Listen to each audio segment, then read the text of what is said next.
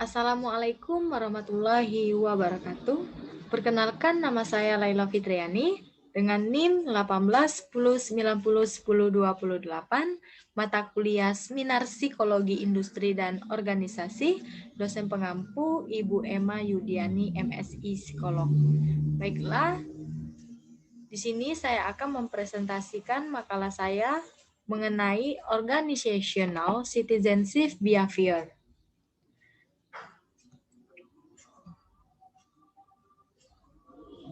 Apa itu Organizational Citizenship Behavior atau OCB? Jadi sudah kita ketahui bahwa OCB ini di dalam psikologi industri dan organisasi merupakan kontribusi individu yang melebihi tuntutan peran di tempat kerja, melibati beberapa perilaku seperti saling tolong-menolong orang lain, menjadi volunteer untuk tugas-tugas yang ekstra, patuh terhadap aturan, dan prosedur di tempat kerja. Jadi perilaku ini menggambarkan nilai tambahan karyawan sehingga terbentuklah perilaku prososial, di mana perilaku prososial ini perilaku yang positif dan bermakna untuk membantu orang lain. Selanjutnya definisi Organizational Citizenship Behavior. Ada menurut 4 para ahli. Yang pertama ada Lutz Hans pada tahun 2005 mengatakan bahwa perilaku individu yang bebas memilih tidak diatur langsung atau eksplisit oleh sistem penghargaan. Jadi formal dengan secara tingkah laku mempromosikan fungsi organisasi yang secara efektif. Yang kedua ada menurut Ojo. Pada tahun 2007 juga mengatakan bahwa perilaku ini adalah anggota organisasi atau karyawan yang tidak secara tegas diberikan penghargaan apabila mereka melakukannya dan juga tidak akan diberikan hukuman jika mereka tidak melakukannya. Jadi uraian tersebut adalah pekerjaan yang dimiliki oleh karyawan merupakan perilaku karyawan yang tidak membutuhkan latihan terlebih dahulu untuk mengerjakannya. Yang ketiga, menurut Robbins. Menurut Robbins pada tahun 2008 mengatakan bahwa perilaku ini yang tidak menjadi bagian dari karyawan formal seorang pegawai, namun juga mendukung berfungsinya organisasi secara efektif. Yang terakhir menurut Linda, pada tahun 2013 juga mengatakan bahwa perilaku seorang karyawan yang melebihi peran yang diwajibkan yang tidak secara langsung atau eksplisit diakui oleh sistem reward secara formal. Bebas dalam artian bahwa perilaku tersebut bukan merupakan pertanyaan yang harus dilaksanakan dalam peran tertentu atau perilaku-perilaku yang merupakan pilihan pribadi.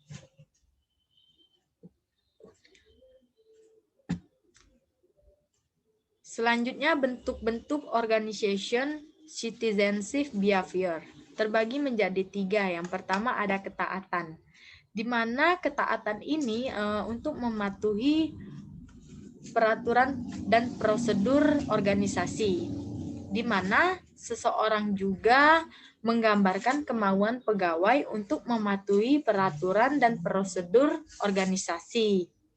Yang kedua ada loyalitas, di mana loyalitas ini untuk menempatkan dengan kepentingan pribadi mereka untuk keuntungan dan kelangsungan organisasi, di mana juga seorang itu akan menggambarkan kemauan pegawai untuk keuntungan dan kelangsungan organisasi. Yang terakhir ada partisipasi.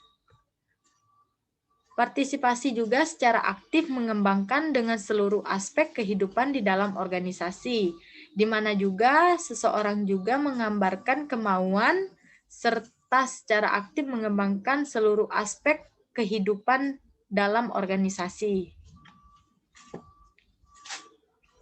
Selanjutnya, faktor-faktor yang mempengaruhi organizational citizenship behavior.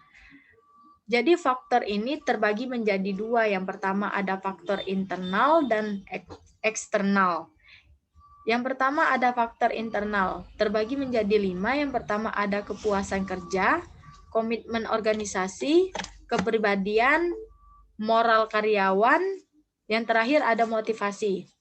Yang pertama ada kepuasan kerja, di mana kepuasan kerja ini dimiliki oleh karyawan untuk berbicara tentang positif dalam organisasinya, membuat kinerja pekerjaan partisipasi pekerjaan melampaui target, lebih patuh terhadap pekerjaannya, tugas karyawan yang ingin mengulang dengan pengalaman-pengalaman yang positif yang dimiliki mereka. Yang kedua, komitmen organisasi. Jadi di mana karyawan ini untuk tetap mempertahankan keanggotaannya dirinya dalam organisasi. Karyawan juga bersedia untuk melakukan usaha yang demi mencapai sasaran organisasi tersebut. Yang ketiga, kepribadian. Di mana kepribadian ini juga membedakan individu dan prodikator yang memainkan peran penting pada seorang karyawan tersebut. Yang keempat, moral karyawan, di mana moral ini berasal dari bahasa Latin yaitu mores, yang berarti tabiat atau kelakuannya. Yang terakhir ada motivasi, di mana dapat melakukan usaha yang tinggi demi mencapai sasaran organisasi sebagai persyaratan oleh kemampuan usaha untuk memuaskan sejumlah kebutuhan individu. Yang selanjutnya ada faktor eksternal, di mana faktor eksternal ini terbagi menjadi 3. Yang pertama ada gaya kepemimpinan, kepercayaan pada pemimpin, yang terakhir ada budaya organisasi. Yang pertama ini gaya kepemimpinan, di mana cenderung orientasi pemimpin itu mempengaruhi aktivitas bawahan untuk mencapai tujuan dan sasaran organisasi. Jadi gaya kepemimpinan ini juga terbagi menjadi 2. Yang pertama ada gaya kepemimpinan transaksional dan gaya kepemimpinan transformasional. Yang kedua ada kepercayaan pada pemimpin, di mana di karyawan itu ada rasa percaya kepada pemimpinnya, sehingga yang dimiliki seorang kepada orang lain juga. Yang terakhir budaya organisasi. Bagaimana budaya organisasi ini mengacu konsisten dengan sistem maka bersamaan yang dianut oleh anggota untuk membedakan organisasi dengan organisasi yang lainnya. Selanjutnya, dimensi yang mempengaruhi organization citizenship behavior. Ada yang pertama itu ada helping behavior, di mana menunjukkan suatu perilaku untuk membantu orang lain secara sukarela. Dimensi ini juga menunjukkan perilaku membantu pegawai baru, juga menunjukkan perilaku yang dengan persoalan yang dihadapinya, contohnya membantu dalam mempergunakan peralatan dan pekerjaannya. Yang kedua ada sportsmanship, di mana sportsmanship ini menunjukkan suatu kerelaan atau toleransi untuk bertahan dalam keadaan yang tidak menyenangkan tanpa mengeluh. Yang ketiga, organization compliance, di mana menunjukkan suatu sikap individu yang mau menerima peraturan atau prosedur yang ada di suatu organisasi. Yang keempat ada organisasi royalty. Perilaku ini yang berkaitan dengan mempromosikan suatu organisasi ke pihak luar, melindungi dan mempertahankan organisasinya ke pihak luar, melindungi dan mempertahankan organisasi dari ancaman luar, serta tetap bertahan dengan keadaan organisasi penuh dengan resiko. Yang kelima ada organization partisipan, di mana organisasi partisipan ini memiliki perilaku yang secara sukarela berpartisipasi, bertanggung jawab, dan terlibat dalam mengatasi persoalan-persoalan organisasi dan demi kelangsungan hidup di dalam organisasi. Yang keenam ada individual inisiatif, di mana perilaku ini juga menunjukkan upaya sukarela dalam meningkatkan cara kreativitas agar kinerja kerja organisasi itu meningkat. Yang ketujuh ada self-development, di mana perilaku ini juga berkaitan dengan upaya meningkatkan pengetahuan tanpa diminta.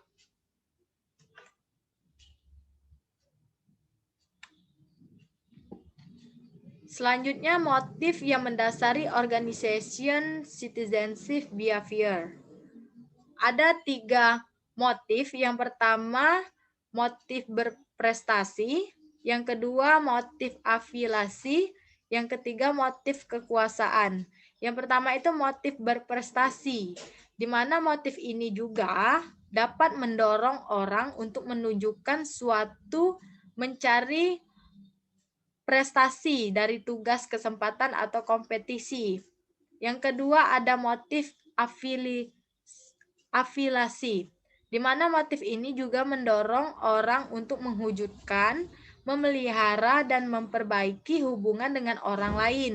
Yang ketiga motif kekuasaan, di mana motif ini juga mendorong untuk mencari situs dan situasi di mana mereka dapat menguasai pekerjaannya atau tindakan orang lain. Selanjutnya, manfaat organizational citizenship behavior. Ada manfaatnya ada 6. Yang pertama ada OCB meningkatkan produktivitas. Yang kedua, OCB juga meningkatkan produktivitas manajer.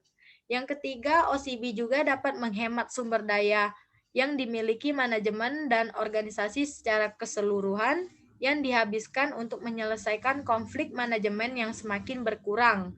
Yang keempat, OCB juga adalah sarana yang untuk mengordinasi kegiatan-kegiatan kelompok kerja. Yang kelima, OCB juga meningkatkan kemampuan organisasi untuk menarik dan mempertahankan karyawan yang terbaik. Yang terakhir ada OCB meningkatkan stabilitas kinerja kerja. Selanjutnya saya juga mereview jurnal bahasa Indonesia dan Inggris.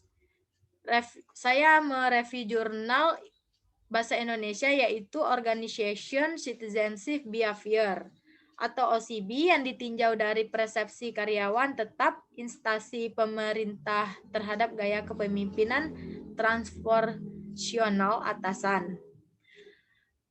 Jurnal ini juga menyatakan bahwa hasil skor subjek dikategorikan dalam kelompok terpisah berdasarkan hasil skor skala persepsi terhadap gaya kepemimpinan transformasional dan OCB.